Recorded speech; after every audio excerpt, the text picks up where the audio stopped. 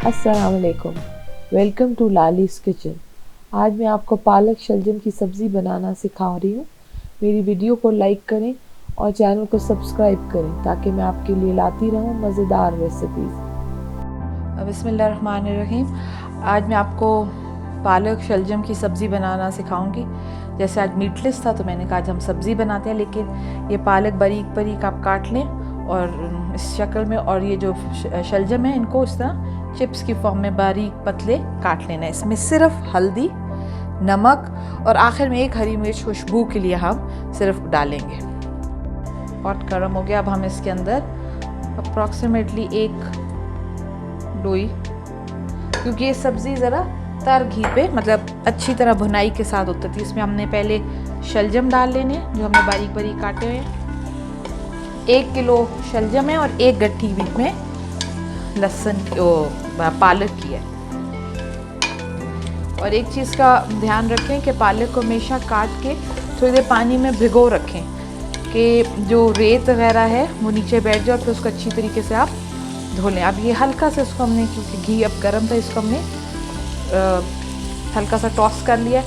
आपको simmering sound आ रहा हो। अब हम इसके अंदर ये पालक शामिल कर लेंगे। ये सब्ज़ी दम पे पकनी है, इसलिए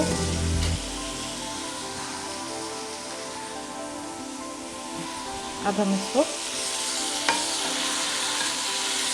अच्छी तरह मिक्स कर लेते हैं।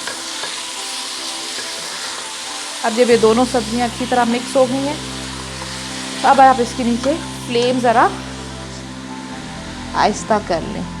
अब हम इसमें ये 1 चम्मच हल्दी शामिल करेंगे,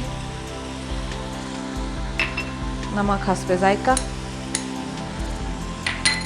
और आप इसको अच्छी तरह मिक्स करके, इसमें कोई पानी आपने नहीं डाला, इसको आप हल्का सा हल्की आग पे आपने पकने के लिए रख देना। ये 15 से 20 मिनट के अंदर ये सब्ज़ी गल जाएगी और फिर इसको हम अच्छी तरह, ये मैं आपको दिखाती हूँ कि आपको एक आइडिया हो जाए कि ये देखिए हमारी ये सब्ज़ी ने पानी अपना छोड़ दिया और ये गलती भी जा रही है। और 4-5 मिनट तक ये पूरी गल जाएगी, फिर हम इसको अच्छी तरह भून लेंगे। ये सब्ज़ी हमारी बिल्कुल गल गई है। अब हमने इसको भून लेना है अच्छी तरीके से, और एक हम हरी मिर्च उसमें शामिल कर देंगे।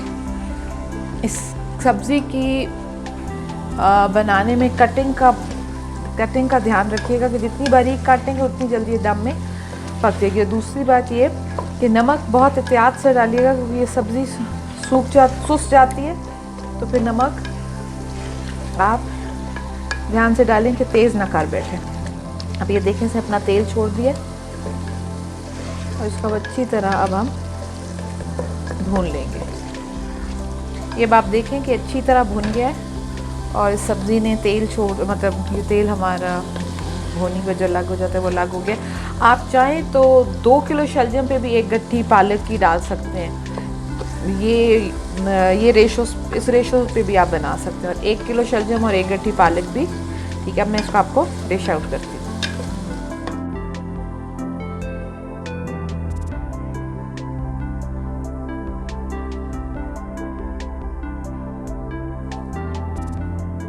Thank you for watching my video. उम्मीद है आपको मेरी रेसिपी पसंद आई होगी। मेरे चैनल के ऊपर दिए गए लिंक के ज़रिए सब्सक्राइब करें और अपना बहुत ख्याल रखें।